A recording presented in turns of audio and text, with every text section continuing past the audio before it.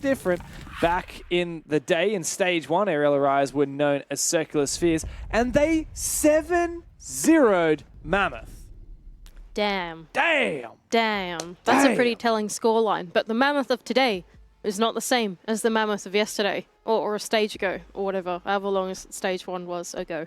It's true. And the Arial Arise of today is quite different to the Arial Arise of the Circular Spheres of the day. One of these teams has gotten better, and one of these teams has got worse. Is that what you're telling me? I don't know. So maybe they'll meet in the middle. Maybe they will meet in the middle. I do not know just yet. I think with Arial Arise, it's like, it feels like they've gotten better in so many aspects, but it also feels like they've lost like a tiny bit of what the Circular Sphere's identity was, you know, where they were shooting a lot of people. Aggro, the let's just go kill them I mean, vibe. I feel like it's like the kind of step you have to take to become a real mature team, right? Like you have to, at some point, know how to dial things back and change the tempo and that kind of thing as well. So maybe you need to struggle a little bit to reach better greatness or something like that. Anyway, the ban phase has flown past us, and Azami Valkyrie being taken out is nothing too unexpected, I think, here on Chalet.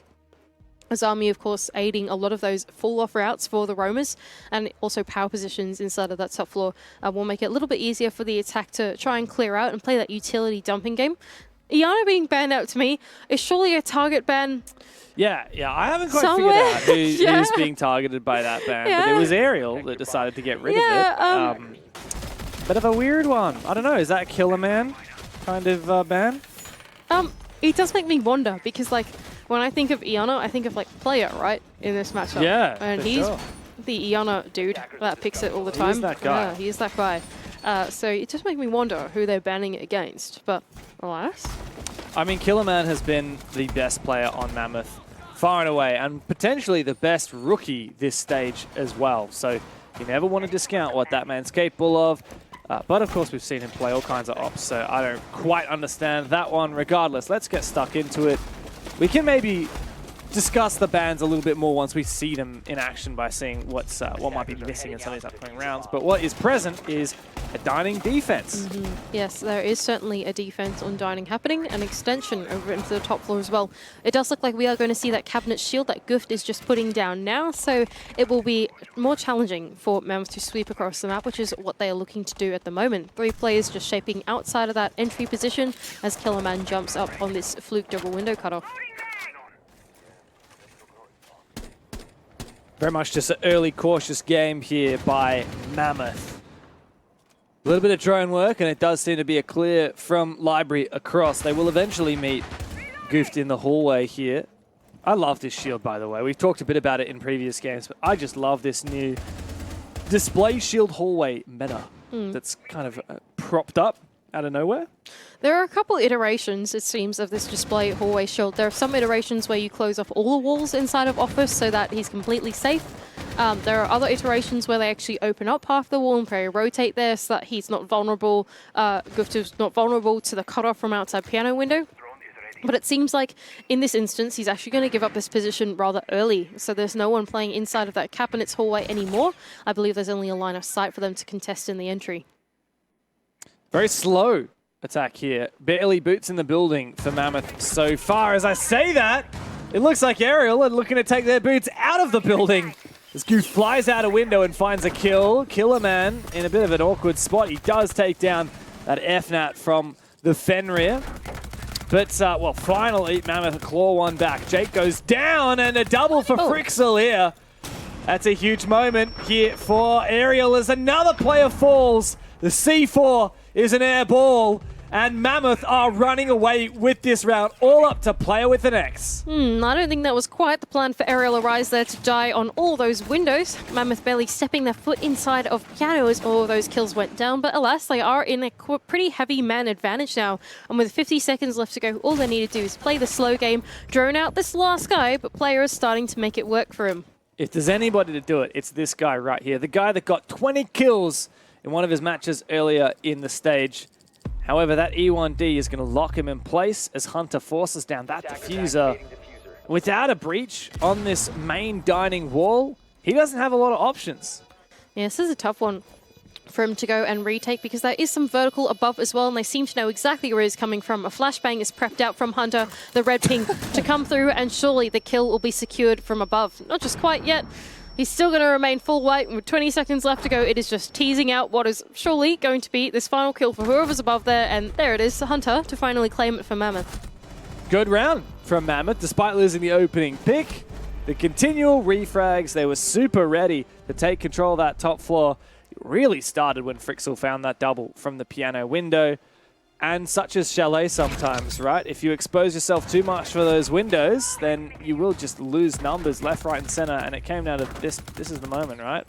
What is that refrag Yeah, like, attempt? where's that guy going? You know, like, I don't know. Every kill that happened there on that top floor just made me wonder, like, it's a bit strange from Arial or Rise, you know. It felt like there was a real disconnect there as that push started to come through from Mammoth of who was watching what, I think, was going on there. Like, obviously, Gift was there watching the double, but he was vulnerable to the window that he walked straight past. Not just that, but Japer, unfortunately, not being able to capitalize off that dread mine that was outside on the balcony.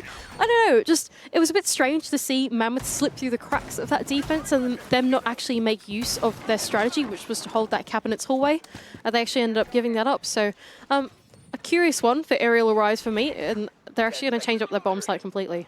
Yeah, I like that idea. I think on a map like Chalet, where all of the bomb sites are kind of just about equally defensible. It's quite different to Oregon we saw earlier today, where the basement is super defender-sided, everything else is pretty attacker-sided. But there's a very early pick. I don't even know where that was, but player has just been completely obliterated. Which window did he spawn peek from? Not mud window, surely the bathroom window. If it's none of those, it's got to be bathroom or west main would be my guess. Not bathroom. Not the other west main window. No? I don't bloody know. This guy's... Oh, there we go. Silly boy. Who jumps out there? Good job, Sky. Thank you for going on the hunt for us. Anyway, meanwhile, Library Clear is on the cards for Mammoth, and it seems like Arial or Rise are not going to directly contest their entry in. They've got the fuse as well, so they do want to make full use of this top floor control so they can send in some of those pellets down and hurt some of the anchors left on the bomb site. Already one player up for Mammoth will help a lot with this push. Curious fuse pick. Won't help much with clearing this library position, but he can get in there. Of course, it will help clearing down below, especially Bar. Killerman just watching this angle.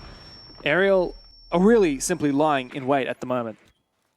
They're just hanging out, wondering what Mammoth are going to do. And I think Mammoth are sitting here figuring out what they're going to do. And that is how the mid-round usually goes. That was my Will Buxton moment. I'm not going to have another one of those again. Anyway, so it does seem like Mammoth are actually going to try and get the control that they've been given right. They don't want to directly take into Library because there's a lot of resistance going on in Mezzanine. So instead, they're going to turn their attention in towards this office side, which is where Frixel's been able to entry in. And Chef Jeff's going to come and support him too. So by pivoting their utility over here, they're going to be able to eventually clear out Jacob from his position and then isolate the fight into Jakenna. Yeah, it's a good setup for the attack at the moment. But really, it comes down to who wins these fights and what util Mammoth have to try and clear out these positions.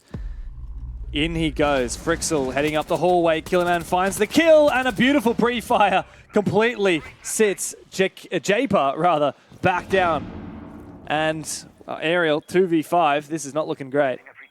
Yeah, so Juicy left all alone on the bomb site as Gift will play inside of jungle and try and stunt the push that's coming down from the Ivy stairs. Juicy's going to be watching this hatch drop, but as the vertical comes through, it's going to be a little scary for him. Gift trying to make a play to help his teammate out is going to leave Juicy in the 1-on-5.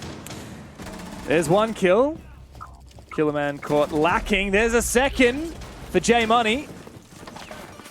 3 more to find. A good pre-fire through the wall from JPK. It's him dropping the hatch now. And a very fired up Chef Jeff as Mammoth taking 2 very dominant rounds back to back. Yeah, it was a nice little mini execute onto the top floor, wasn't it? They timed in the take from Library at the same time as the push was coming in through office as well, and it really divided the attention, I would say, of the 2 top floor players.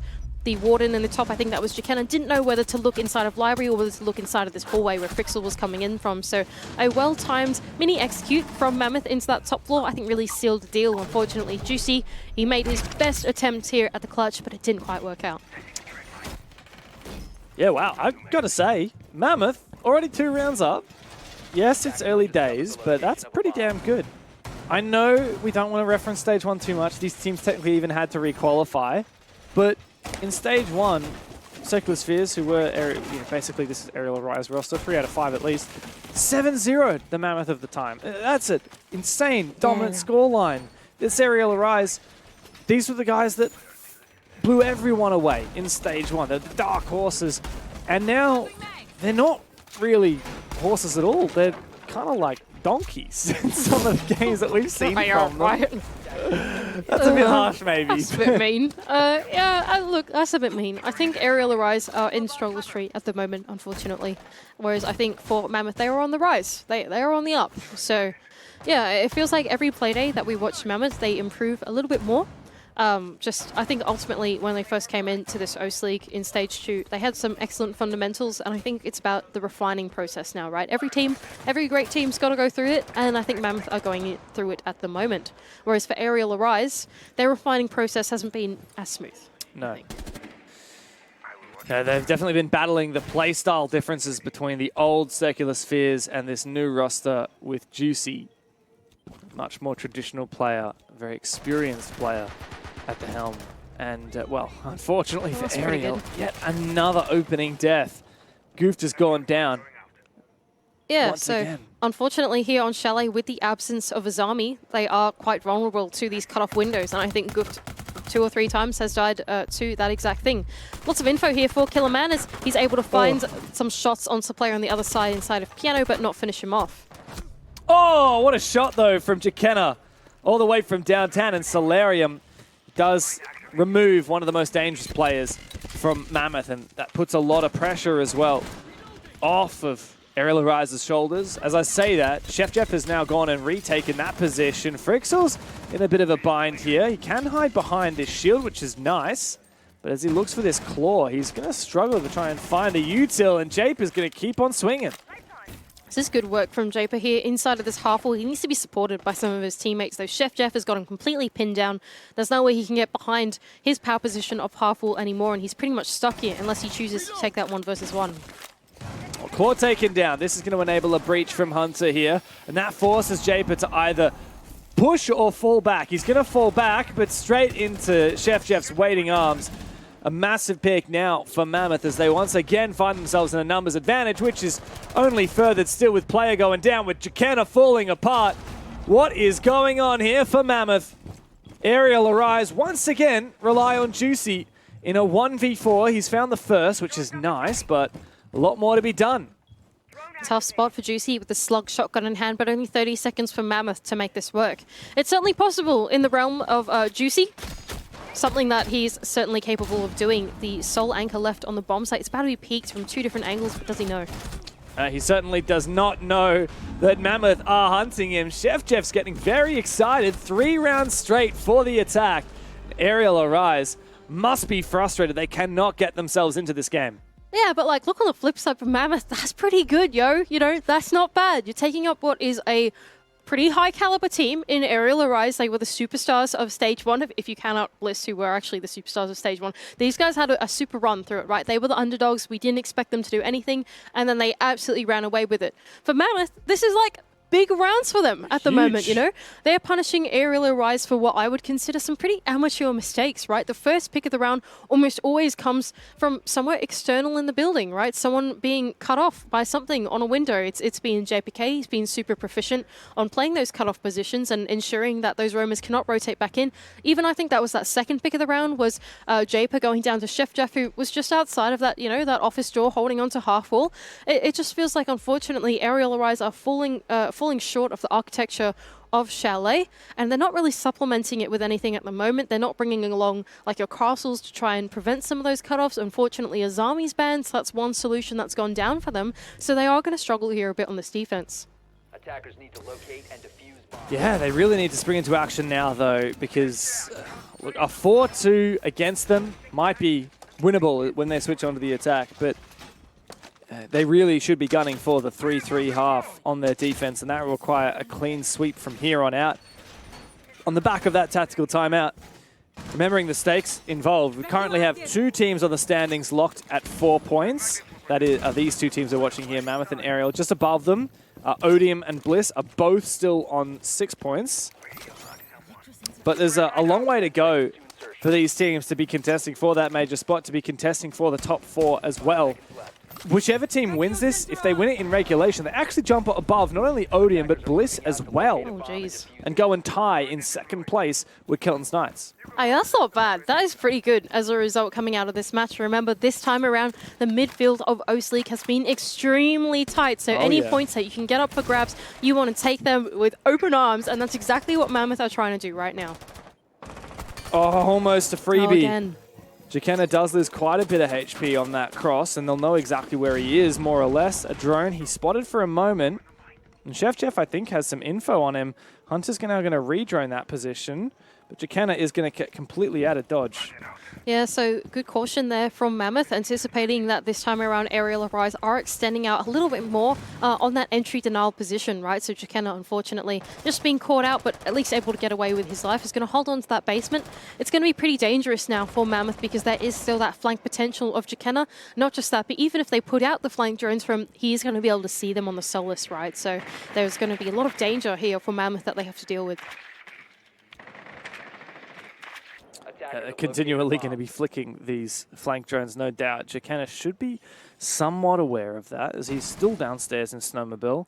I think Mammoth need to stop focusing too much on this roam and start looking to take some map control. They've done that. Frixel's now in the ground floor and we've got Hunter upstairs. Now, the focus would be to go for a main wall breach, but let's keep in mind, forget about whatever I was trying to keep in your mind. The only thing in Killer's mind right now is that he's just been completely destroyed by Juicy on that swing. Yeah, Juicy getting really proactive on that door. Last time we saw Japer play it, he couldn't quite capitalize off that dread mine, but Juicy knew what was up. He was ready for that swing the moment that the sound cue came off. Meanwhile, though, the breach is going to go down and is going to enable a push there on towards that half-wall position. Juicy, though, is still lying in wait behind it, and that's going to be the power position that they need to clear out. Yeah, and it's not an easy power position to clear. JPK, where's he fallen? Goof just found a nice long angle with that 1.5. Here from the aggressive position on the piano window. Nade goes over to try and clear out some of this wall denial, try and clear out some of these positions. But Jakenna's on a flank. This could be the start of something beautiful for Arial Arise. 3 picks on the round, and Mammoth are left floundering. Yeah, tough one now for Mammoth. They've got to divide their attention as Frixel's going to try and isolate this gunfight inside of Mudroom. Surely he's going to be able to. The flash, perfect from there, but surely there's a player to refract on the ground floor. No, there isn't. He didn't quite go for the swing. But with only 25 seconds left, I think the discipline game is the way to go. Oh, flashbang might help out, but the C4 pre-placed is perfect for Japer. Frixel now walking into a crossfire. He's not able to find the first one. Goofed on the other side. He gets the flanker. This is really a lost cause. That's another shot. Maybe not a lost cause after all. He would have needed to land that shot there onto Goofed, but he was not quite able to get it done. Arial Arise finally have their first round on the board. Good adaptation from Arial Arise as well, deciding to contest out nice and early on the entry denial. I think Jakenna switching out to the Solus was really an excellent idea for them. He was able to completely call out to his teammates exactly what Mammoth were doing. Of course, all of those electronics that were going on the wall, all of the drones that were being sent out in through the mid-round, Jakenna was able to call that out to his team. So as they went in for that sweep, it was fully telegraphed, and as a result, Arial Arise was super ready for it. Juicy, in particular, in his power position, he held out on his ground, and as the time ticked down, they didn't have time to deal with the flank and go for the bomb side at the same time. Gotta say, Frixel's hit some gnarly shots tonight. Yeah, I know that was basically a dead round at that point, but he's, what, 8-1 is he? 7-1? Or 2 maybe? Where is he on the scoreboard? 8-2. There you go. I was looking That's pretty good. I was blind there for a second. 8-2 is damn good in 4 rounds. But Arial Arise, they're the ones I'm looking at, right? Yeah. They can make this 3-3. I'd be super happy for them. Not only have they completely flipped the momentum, but they'd be going in with the best possible outcome after that 0-3 pretty poor deficit that they started with. For Mammoth here, every round is kind of a nice to have on their attack. Yeah, I think it's exactly right. You know, it's not inside of the realm. Well, it is in the realm of possibility for Arial Arise to make a comeback here and actually collect those remaining 3 rounds. But for Mammoth, they don't want to let down here, right? They want to continue on their good streak here on the attack because attacking at the moment can be quite tricky. So Mammoth are going to play this first minigame here outside of the Snowmobile breach, trying to get this one open. Of course, there's Juicy on the other side with the K to try and juggle this one out. But surely with the grenade and the 2 EMPs, he's not going to be able to do it.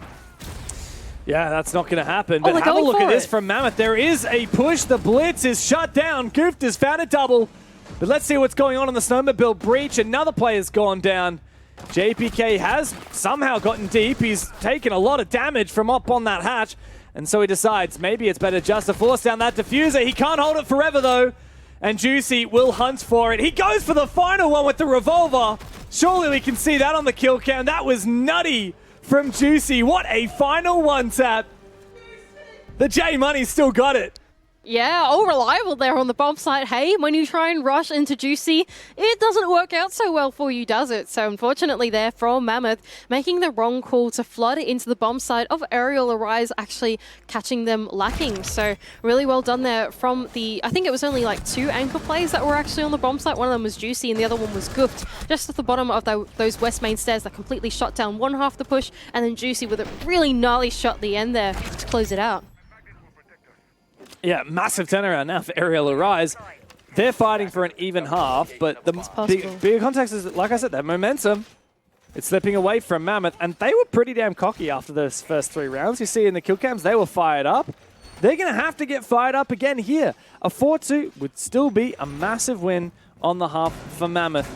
But I really feel like whoever wins this round is probably my favorites to win the game. I know very early days, but just you think about that momentum being locked in for Arial after 3 in a row versus the 4-2 from Mammoth. Both would be massive outcomes for the respective teams. Oh, geez. Okay, that is a big call. That I don't know if I can back that one just yet, Dev. I think that this is still the tale of 2 halves, and especially in the way that the game currently plays out. So I'm going to hold my breath on that call that you've made. Who's laughing in 20 minutes time. If you're right on this one, yeah, okay, I can say the line, the Jake Peralta line once again. Okay, I'll hold you to that. Yeah, all right. So here we go. For Mammoth, they're actually changing their attack that they're going to do on this top floor. Last time, it was very focused in on that top floor. They tried to clear out library at the same time as office and then pinch out on the top floor.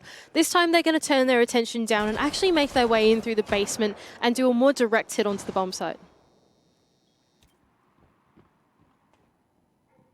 There is a temptation for a bit of a roam here. Goofed has had some questionable rounds, but also some big ones. Last round is a good example of that. He completely thwarted the blitz rush. But for now, Mammoth will get into that basement from Snowmobile. Remember, this is bar games, and this is a very common strategy from many attacking teams. Get your Maverick down into Snowmobile so you can open up the back of stock. And that does seem to be the idea here for Hunter. Now let's see what's Frixel going to be watching. He's not actively watching the angle. No, instead he's going and looking into sight. He's found Juicy, who's caught lacking with the shotgun. He did take a chunk of Frixel's health, though, with him. Yeah, but that's a pivotal player, right? That's like your primary anchor going down. It's going to leave the bomb site vulnerable. So what do Mammoth do from here on out? Do they actually go and try and pivot their attention in towards that bomb site, or are they still going to be disciplined about it and do their due diligence in this top floor? And it does look like they're in that decision-making process at the moment. But that second pick from JPK is surely going to start to kick things off here for Mammoth. This is the danger of Chalet as well for a defense. You feel like you have to make a move, but every now and then the attack just has to sit and wait. And unfortunately, that means all of Arial will fall one by one. Hunter's keen on watching up the hatch for the final kill as well. And it is a flawless round for Mammoth and a beautiful way to send us into the second half. Yeah, really good stuff there for Mammoth. They had a very cautious approach to the map. Just look inside of the windows, take what ground you can. Of course, the basement was given up to them. It was completely uncontested, so they make full use of that. Not just that, but the magic kills as well that came out from JPK over on the top floor, I believe it was. Just looking inside of the map through windows, try and punish the positional mistakes of Arial Arise. That's sort of the name of the game here on Chalet, right? It's not just unique to these teams, but is unique to everyone. Just try and punish a mistake and then capitalize off the back of that. And that's what Mammoth do best. That's it. If you sit on a window on Chalet for long enough, when your team's in a man advantage, you're probably going to find a kill. It's just the nature of how the map works. It does make it so claustrophobic on the defense. But guess what? Now that's a problem for Mammoth to deal with. They're on this defensive side. Arial Arise, though, fighting down from a 2-round deficit, need to start strong on their attack. Yeah, that's exactly right. In the first position, the first bomb site that we are going to go to is down to that Baron Games bomb site. So the exact same one that we saw in the previous round, but now we're looking at Mammoth's iteration of it instead. It does look like they are going to extend over into this solar side, looking to prevent the sweep to come out from Arial Arise. Frixel, of course, being brave, looking for the spawn peek out of the double window, isn't going to quite find anyone, but can fall back to the safety of the setup that they have going on inside of Mezzanine. I like that idea from Frixel. It's funny, he wasn't really actively looking for much of a spawn peek there. He played it quite safe, but he let him know he was there.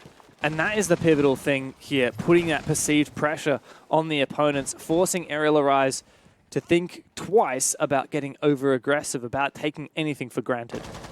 This is an interesting interpretation of the top floor. Like, I wonder what the setup inside of Cabinet Hallway with the shield, instead of at the top of Library Stairs, they've actually got it in towards the back with a rotation hole going back into Office. It's really like enabling Mammoth to actually have quite an extension onto the map.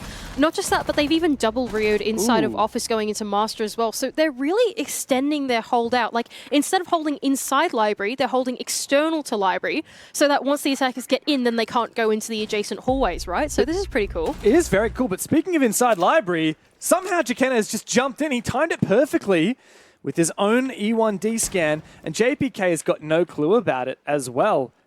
How long will he need to wait here before he's fed a pick? Well, I think Arial Arise just want to take this slow, right? They know that Jackenna is in a good spot. He could potentially go for a play in this position, but he's got the line of sight of this mirror to worry about. So somehow they need to distract JPK with something else, and that is why Jackenna's got to sit here and wait. Yeah, someone else from Arial Arise has got to force JPK to wide swing here, because that would give Jackenna the kill. Oh, he almost does. And I think that his position's now been revealed as well. Jackenna rattled out a few shots. He's also dropped in conjunction with that Flores drone detonating. And once again, we're still at this standstill.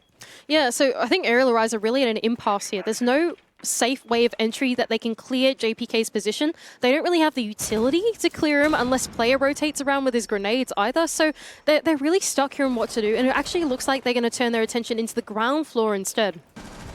Oh, but Frixel is there ready for Goofed as well on this long angle from the Library Stairs. So it's all coming up spades for Mammoth. And there's not much to do for Arial Arise. 40 seconds, they're going to get desperate. Juicy will finally take down JPK from down below on that snowmobile window. A nice crossfire. And that opens the door here for Jackenna upstairs. These Mammoth players quite separated, but here comes Killer Man. Death from above as he jumps down into lobby, but Frixel's been traded back. And it's all up to two attackers to find Killer Man as he continues to be a menace down in these hallways. I know exactly where he is, but he has the advantage. The time is of the essence for Arial Arise, but player is there. And now it's up to Chef Jeff to cook up something in the 1v1. Jackenna not able to plant the diffuser. He almost played chicken with Chef, but Jackenna cannot clutch in the one-on-one.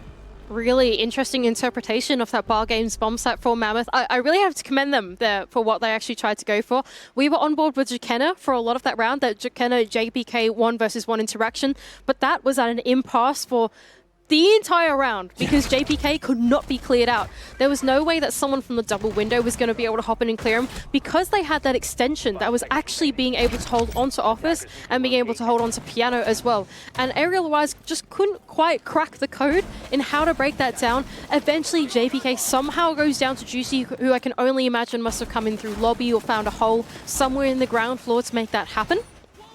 But I think ultimately the interpretation that Mammoth had to just have such a strong grip hold of so much of that top floor was really what stunted Arial Arise from getting in there. Yeah, you described it really well. That was a lovely hold, that aggressive hold from Mammoth in that display hallway, and it actually got them the first pick. I think it was Killerman getting aggressive, peeking out the bathroom window that found the first kill. And like has been the story of this game, whoever finds that first kill, you just sit and wait and hold. And I mean, looking at the rounds I've recorded here, it's actually been all but one round that the opening kill has converted into a round win. So that just tells you how impactful whoever finds the opening kill is. And it tends to be, in this game, Mammoth. Yeah, so here's Arial Arise on their second attempt of the attack here on to Chalet. It's going to be over inside of the Master Arch. I think it's Dining. I I cannot see. It's It is dining. I'm going insane. I'm losing it today. But yeah, it is going to be in dining. They want to take the space that has been given to them, and that is to go for a map sweeps. That's why Gooft is down here inside the basement. He's enabled himself to get him with the What buff. is going on? What is going on there? There's Chef? a party. Okay, he's trying to break dance inside a jungle, and Gooft has just popped up from the stairs and gone, where are you going? Yeah, opening kill for Arial Arise. dear. And Frixel's down, but not out yet. But I think Japer should have a pretty decent clue of it. Killerman's going to try and peek this. That is very risky. Risky, maybe even stupid. He's going to fall back. Frixel's been revived. Yeah, this is not a great start for Mammoth, especially dear. not when Frixel gets finished off straight after. It looks like Arial Arise have realized amongst the chaos, we can start to push in on the top floor. Jakenna, though, walks into a goo mine. He's going to have to pull that out. Yeah, good move forward here for Arial Arise as they're finally able to claim that top floor, hold all to themselves with actually quite a lot of time to do it. So Gooft can make full use of that vertical, but he's actually the player that is down below. So he's not going to be able to use that buck to open up the floor above them and flush out the anchors. Arial Arise are instead going to try and rely on something else to put that pressure from above. Arial have a two-player advantage. And as we've seen from Mammoth, sometimes all it takes is to just chill out when you're in the advantage. You will find a pick or two. JPK spotted on this flank, and so is the second player, Killerman. That does give an opportunity here for Gooft, and he finds the first pick, looking for another one. 3 on the round, and the trade does not land. He's found them all. Gooft goes massive. A 4K, locking up the west main stairs. He will claim every single one of them. Yeah, great lurk there from the basement, all the way coming up through the west main stairs. He fully capitalized on that fall off that the rest of the Mammoth players were going for. He realized that those top floor players had actually flushed out the enemies down the solar stairs and into exactly the position that he was holding on to. We're going to see it again in the replays as these defenders actually have to fall off from their roam game and straight into the arms of Gooft. So really well attacks there from Arial Arise. They took the space that was given to them on the map sweep, and unfortunately for Mammoth, the first 2 picks not going their way. The down player really separated out that defense for Mammoth. They had to go and revive their friend, but amidst all of that happening, Arial Arise claim their ground and then claim the round. Ooh. Bit of rhyming from you, Mandy. Yeah, that's not bad. That's fine and dandy. I gotta say, Gooft absolutely farmed that round. What a big pick. He's actually 9 and 6 right now. That's It's not funny bad. because on defense, he actually did have a couple of how's it going moments, you know? Yeah, like, it was rough. But, it's all but right. He's doing good here. Redemption. He absolutely redeemed himself. And right when Arial Arise needed him as well. 5-2 was the scoreline. Now Arial Arise have bitten back once again. But they will need to continue that streak because any more rounds dropped and suddenly points start to slip away, right? Arial Arise want to be gunning for that major spot. In stage 1, they were barely, like, almost capable of doing so. In stage 2, surely it should be more possible. But they're all the way down in 5th right now, or 6th even. And they need full 3 points from Mammoth to stay competitive. Well, I think the thing is, it's pretty hard for anyone to gun for this major spot, as it seems, right? All of OCE has gotten a lot more competitive. It seems like that midfield is so tight. Lots of those midfield, even lower teams, are stealing away these points from teams that are in major contention. So Arial Arise are suffering from the exact same thing. This basement attack is going to go out for Arial Arise as they start to make their way in, but unbeknownst to them, there's a Chef Jeff on the other side inside of Fridge, getting ready to flank them. Meanwhile, though, this cabinet hallway is pretty good for Mammoth, right? That's where the first pick is going to come out. JPK is going to double down with his friend over inside of cabinets to claim the first one. A very big pick. As we've said constantly, the first pick often translates to a round win, but player is able to find Killerman roaming down below in dining. He is spotted. And Mammoth are just going to forfeit that control now. JPK falling back. Keep in mind, there is a Glaz on the board. Come that late round, he's not going to have any smokes, though. Player, I guess he can just go massive, and that's all that matters. Frixel's been taken down. That's a player in the shield on the hallway. Now a drone to watch his flank. This is very nice. Interesting. That's a really pivotal player as well. Remember, this setup is really set up around this hallway going inside of cabinets, right? They've got the double grenade catching operators and the castle to protect his full off as well. So the fact that he's gone down there is a big turning point here for Arial Arise in their attack. That was a really nice C4 there from Chef Jeff, but Japer read it really well. If those holes had been opened in the prep phase, perhaps he wouldn't have realized there was a C4 coming his way and he would have fallen. But the numbers will continue to persist for Arial.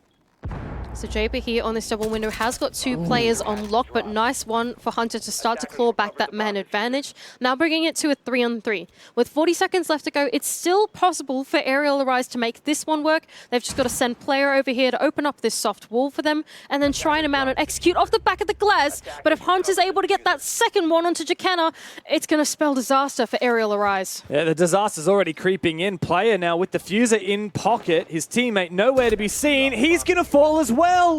He will trade out himself, but at this point, it barely matters. Japer caught in 4K as he makes his way up the solar stairs, but Hunter has been nuts. He's been hunting for it, and look at that. Chef has the read. He knows where that diffuser is, and he knows full well Japer has no chance of getting it before the round is done. Time is Arial's biggest enemy, and Mammoth claim match point. Yeah, really nice defense there from Mammoth. In the man disadvantage, they did what they needed to make sure that they weren't going to be collapsed on. It was really Hunter that was inside of the bomb site, realizing, oh, hang on, I'm kind of stuck between 2 people on 2 different windows, and I'm going to be killed eventually if I move a few steps. Yeah, so exactly. Kill someone! Yeah, kill somebody else, right? Like, you know, pick your battles, essentially. Once you're down on numbers on the defense, you got to eventually pick some battle to claw back the man advantage so that you don't get collapsed in on in the last few seconds, right? And I think it was really Hunter in that round that was able to enable his team to do that, actually claim the 2 of his own. And then after that, it just felt like Arial Arise were just like a little bit lacking on the tools that they needed to go for that execute after that. So really well done for Mammoth. If you want to be really nitpicky that round as well, in the 2v2, right, Japer has to go rotate off the window. Yeah. And player goes for their kill. Even though he finds a pick, right? That, I mean, it was a 2v3, right? He finds a pick and dies. Then Japer has to 1v2 and the diffuser's in the middle of the site. Like, it's hard because player has been so good, but it's tiny moments like that that just like, that's the round over. It doesn't even matter what Japer does. Well, that's a tough one, right? Because like in Japer's position, there's no way he could have rotated back to his teammates in time. That was in like 20 seconds or whatever, so he had to find value off it. It's always a tough one when you're the cutoff player to make that decision when you get inside of the building. Like, when are you necessary, not on the window? Typically, when an execute does go down on Chalet, you do still want some people outside, external to the building and playing that cutoff for the post plant. But unfortunately, they didn't quite get there. Oh, Twitch Drone is going to get a lot of value from Jacana going in, taking down the mirror of Hunter as he's on his own cameras. So taken down from under his nose. He probably doesn't even know that it's been popped. Yeah, Hunter's going to be pretty mad about that one. Yeah, he's going to get off his cam and be like, hang on a second. Uh-oh. Uh-oh. Uh-oh, that's not what I thought was going to happen. But anyway, it's not too bad for them so far, as the first point of contest is actually going to be this top floor. I might have pulled that wrong, actually. 2 of the Arial Arise players have taken that space inside of the ground floor, inside of dining. They have been gifted this to them. Of course, the Mammoth setup doesn't lean itself into holding onto this ground floor. It's very centered in around that top floor and do an extension there instead. So this is good on Arial Arise to identify the space that they've been given for free. Oh, that's a good EMP. Yeah, it has stalled out that Twitch drone for a moment. Arial Arise have an advantage here, but we're at a standstill. They need every advantage they can get as it starts to slip away. Japer needs to find this kill. He does. Chef goes down. Arial, once again, at a numbers equality. They're still lacking a lot of map control. So this is the tough part, right? Because even if they want to attack onto the bomb site in this position, it's not like they can really do it, because that position inside of Mezzanine and Heaven is being held onto so well by the defense. They can't really sweep their way into lobby, right? They're just going to be taken down. JPK as well has got a pretty strong grip hold here inside of Library too. So even if they try and make their way into the bomb site, they are in danger of the vertical. Oh, Jacana's going to go down as well. Oh, what do you do now? For Arial Arise, Mammoth have the advantage. And if they can win this round, if they can win in regulation, they jump over Odium and Bliss into 3rd place on the standings. It's so close they can taste it. Japer trying to make his way up the library stairs is not going to win out that gunfight. Frixel will take him down, leaving Juicy and Guft in the 2-on-4. Ooh, Juicy almost finds that kill as well, but he's the only player left for Arial Arise. 3 rounds in a row will be required, but 4 kills will be needed from Juicy to even get us to a clutchable position. Killer Man hunts for it, and Mammoth steal away 3 points from this game. Arial Arise left in the dirt. Yeah, a really clean game here from Mammoth and a super fun interpretation that we got to see of their shadow